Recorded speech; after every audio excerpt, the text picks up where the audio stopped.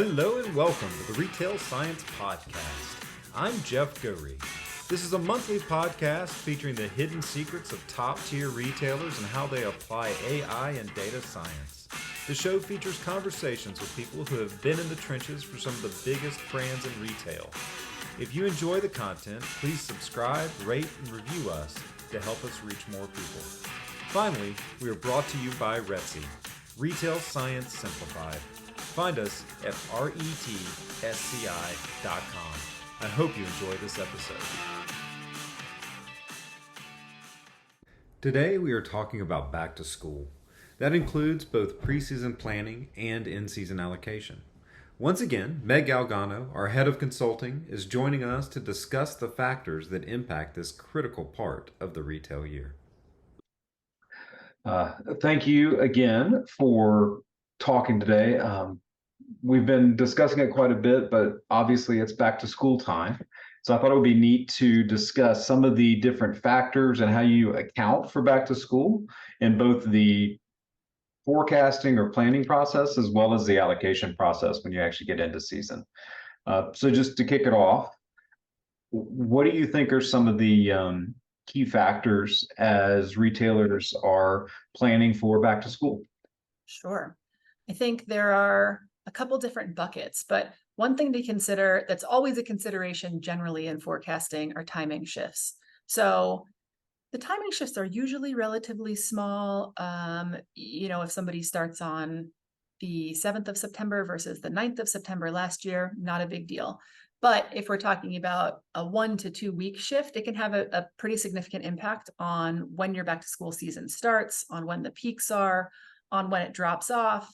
And you want to make sure that you have those things planned accordingly so you're not missing them and you're accounting for it in all of your both planning and allocation processes. So that one's not massive, but it's enough that you want to make sure you're accounting for it in your overall process. The one that is a little bit bigger is the regional variation. So there's significant variation across the country. I'm based in Atlanta. We have some of the earliest return to school in the country. But even within Atlanta, there are 4-ish counties. There's a lot more, but there's 4 that make up the chunk of what we would consider Atlanta. And within those 4, they didn't even go back to school in the same weeks. So we have 2 that went back in August week 1 and 2 that went back in August week 2.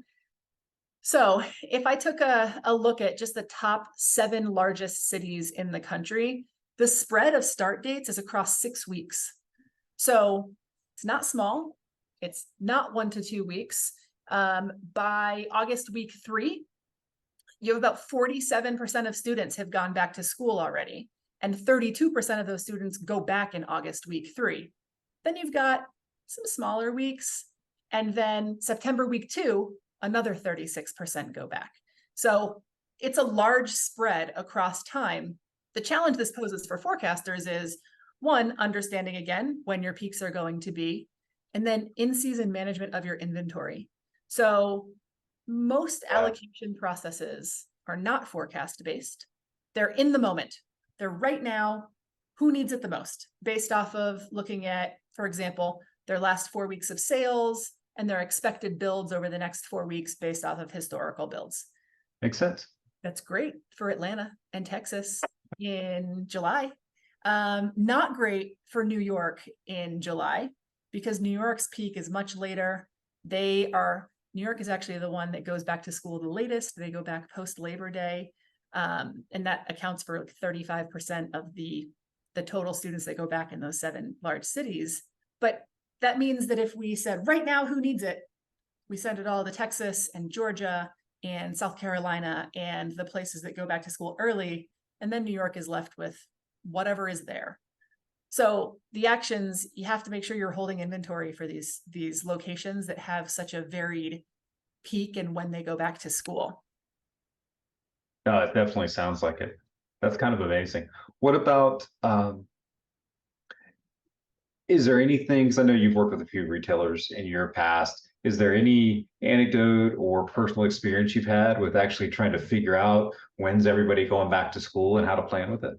Yes, I think lots of retailers rely on collecting information from their field employees on when schools go back in their local area, right? It's a reasonable expectation, but we ask a lot of our retail field employees. They have a ton that is on their plate. And so when on top of that, we're asking them to fill out a survey about their back to school dates, the execution generally isn't great. So not only do you have a hard time with compliance, where getting it answered, period, is a hard time, but then you have an accuracy challenge as well. I use the example of, I worked for a retailer that had 2 brands. In this specific instance, there was each of those brands in the same shopping center, and each of the store managers for this survey entered a different start date for their local schools. They're literally 4 stores apart. Like they're definitely not in different school districts. And again, we ask a lot of them, so it's understandable if this becomes low priority and you fill it out to the best of your knowledge and it is what it is. And then you get somebody who then goes in and says, well, this is unreliable. I'm just going to manually go in and look at it. And do you want demand forecasters or, inventory planners going and Googling school calendars for all of the top cities? Because that's not the most valuable use of people's time. So there are resources that provide the information. Specifically, they do more broadly like event type data. So that can mean lots of things, but within that, it includes things like school back to school dates locally that can be tied back directly to store locations, or even things like spring break also has a big impact. Those shift around based off of Easter and some other things, but there's definitely information out there that exists that is helpful and easily consumable and relieves some of the need to create manual processes to account for this stuff. Okay. What about, timing and regional variability with back to school are kind of known factors. We might not know 5 years in advance. We probably know pretty far out what the calendar is going to be like because all the counties have to vote on it, or cities, depending on your area. What about other things that aren't quite as predictable or maybe a little less known than timing and variability? Yeah, I think there's a couple buckets there. There's a little yes, a little no bucket, which is something like tax-free. So I think this year around 17 states were running tax-free events around back to school. They're tax-free holidays. This seems like it would be a known, right? You're like, well, we did it last year, we'll do it again. Not Absolutely. always the case. Yeah, no. Not only do we not know if they're happening, so oftentimes states will wait and see if they want to do it or not, and they'll make a decision a week, 10 days beforehand on, yes, we're going to do it. So you don't really have a ton of time to react. You have to kind of, cross your fingers and make your best educated guess on if it's going to happen. So you don't know for sure, but then there's also the piece of the shift of timing of when they have them or length of time. So from a retail perspective, you see a big peak. In these times, you can look at store performance by week and say, oh, these stores obviously had tax-free in this time frame. You see these crazy spikes. But there was actually a study done by the Federal Reserve in 2017 that said this doesn't increase sales overall, but it does shift the timing significantly. So that's something that is challenging from a forecast perspective. If you don't know if it's going to happen or not, you may end up where your overall forecast is still relatively accurate if you base it on good, solid historical info that accounts for this. But you may not have it planned in the right places. You may have weeks that are meaningfully down and weeks that are meaningfully up, depending on if they decide to do that or not. So it's an interesting, we know they exist. We know that it'll probably happen, but we don't know exactly how many days and when it will be. Florida, for example, one of the biggest tax-free that actually pulls people in internationally as well. 1 year had 3 days and the next year had 10 days. And generally, yeah, small change. And then generally is now running around 14 days and has been for a couple of years. So that's sort of where they've normalized, but those changes impact your forecast pretty significantly. I bet they do. And it does seem like if they do something to kind of not create new demand, but just shift demand up or back, that actually could wreak havoc if you're not accounting for it with either your plan or your allocation model. Yeah, or either, right? You haven't taken into account anywhere. Or say a state does it for the first time. It's nowhere in your forecast, and you might not know until you can't impact it in a meaningful way. So some things you can do some you can't. You got to just do the best you can there. Okay. Well, what about, so that's kind of a known. You might have a little bit of notice. Are there things that just fly in out of left field and relate heavily to back to school as well? Sure. I think there are a couple of places, right? One would be economic impact, where we've seen over the last couple of years how significant the overall general economy, how significant the part it plays in retail performance and regional performance and all of those things. This isn't specific to back to school. That is overall. Unknown economic factors have more of an impact in some time frames than others, and you don't always know that's going to be the case. There are extra things you sometimes need to work in. So the expiration of the pause on student loan repayment happens this fall. Lots of retailers are talking in their earnings calls about how that is likely going to impact the ability for consumers to spend. So you know about it, but you're not doing something special for back to school. You are just using your general overall forecasting processes to account for this kind of uncertainty, to account for the impacts that have already happened, understanding that your performance might be down in discretionary categories and up in necessities, and people are shifting away from more home-focused product and shifting more towards formal clothing to go into offices. Those things you have to take into account, but you don't quite know until you know, and then you can't always impact it. So it's a bit of an unknown. The other one is weather. So weather is an interesting thing. Weather impacts retail in general when we're talking about snowstorms and hurricanes and lots of rain and things like that. We know that it impacts stores' ability to be open, people's ability to be mobile and get to stores. But there's also, from a back to school perspective and a more seasonal perspective, when the weather flips from season to season in a meaningful way, has a big impact on something like this. So kids grow really fast and they flip through sizes pretty quickly. So you see an impact sometimes when it hasn't gotten cool at all. There's no, crisp mornings yet, where people are waking up and saying, oh man, it's fall. I need to get these kids some long pants. They're hesitant, right? I mean, here in Atlanta, it's been in the 90s for 2 solid weeks.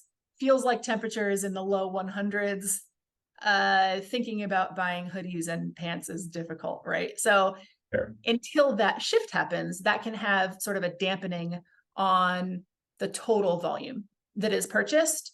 And you never know when that's going to happen. Same thing happens on the reverse when you flip from, winter to spring. You see a big spike. Everybody gets excited to go buy short sleeve shirts, but you don't know. And you do the best you can to work it in there and try to weatherproof your forecast as best as possible so that you're prepared for it when it happens.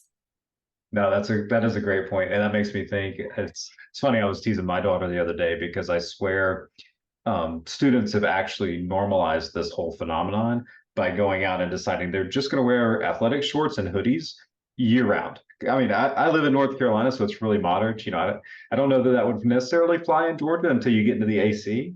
Yeah. But it might work in New York. I don't know. It's funny how much they can kind of smooth the curve on that type of thing. So. And they, start the year by going out and being like, these are all my New Year school clothes, and it's all the things that are appropriate for August and September, and then Absolutely. forget about October, November, December. So yeah, you have like an interesting thing, especially if it is warmer than you would expect. It's harder to think that much farther forward when it comes to kids and school shopping. Exactly. What about, so it's an unknown, it's something that's fairly unpredictable.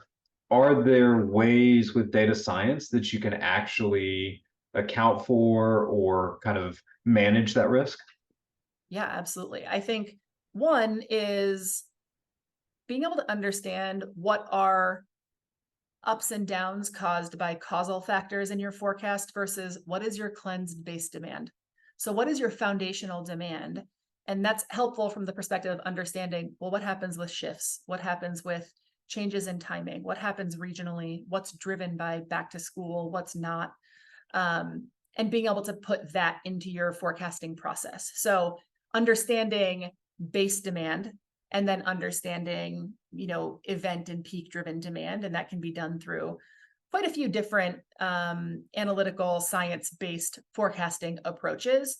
And that has really positive impact on all the things we've talked about of, understanding weather and understanding regions and tax-free and all of those things. So there's that piece. And then there's the piece we touched on briefly before, which is collecting some external information to standardize and sort of automate the processes that currently are built as very manual processes within retail. I mean, this is kind of retail's thing, right? It is inherently, it's been so manual. Everybody just gets used to it, right? When I was working in the corporate retail space, you just get used to doing all these things very manually. And then you start talking to data scientists who are like, oh, we can fix that. We can automate that. We can do this thing. You guys would never have to do that again. And my head exploded because I'm like, I spent a decade manually doing that. What do you mean? So there's lots of ways that you can automate the process to optimize the outcome of your forecast as well. No, that's spectacular. And I think, thinking back over the different stories I've heard our team tell, I know I've heard them talk about for discount fashion retailers, they've gone through and done what you're talking about and established that kind of base demand model for them. They've done a great job helping people figure out, okay, what's my actual future sales or future demand instead of just what am I being constrained to based on the way I'm running the business. And I know they've done plenty of weather and timing and regional variability studies. So it's really interesting things. The weather stuff is my favorite. I just find it really super interesting. So I love getting to be able to do, projects that are based around the weather analysis of what does this mean and what is the impact and how do you make decisions based off of that information. To be fair, I love all of that though. All of those things are super interesting, but I like the weather piece quite a lot. Well, thank you for going through this and good luck as everyone goes back to school, and it'll be fun to see how it turns out for all of the retailers that we work with as well as the others out there. Absolutely. Thanks. Thanks, Meg. Bye.